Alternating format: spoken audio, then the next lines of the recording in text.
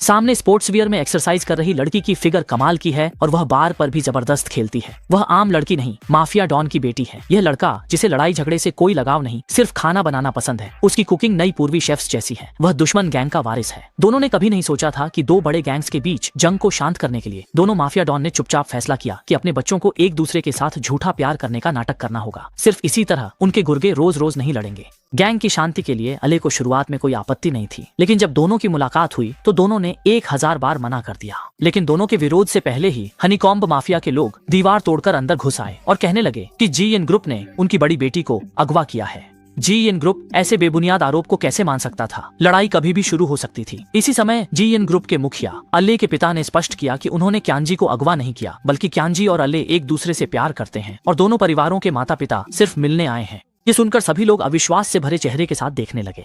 दोनों मुखियाओं की पुष्टि पर सबकी आंखों में भावनाओं के आंसू छलक आए। एक को अपने बेटे के समझदार होने की खुशी थी, दूसरे को अपनी बेटी के बड़े होने का एहसास हुआ। उन्होंने मिलकर तय किया कि अब लड़ाई नहीं होगी। शुरू से अंत तक अले और क्यांजी की कोई सुनवाई नहीं हुई थी। उन्होंने बोलकर इनकार किया, लेकिन उनकी बात पूरी भी नहीं हो पाई थी कि चश्मे वाले ने अले को गोली मार दी और ताकतवर आदमी ने क्यांजी को चाकू मार दिया। अपने आदमियों के दबाव में आकर दोनों ने आखिरकार मान लिया कि वे एक कपल हैं और यहाँ तक कि अपने साथियों के सामने प्यार भी जताने लगे। और इसका नतीजा यह हुआ कि अगले दिन उन्हें मजबूरन डेट पर जाना पड़ा। साथी लोग दूर छुपकर देख रहे थे, इसलिए उन्हें पूरी तरह से अभिनय करना पड़ा।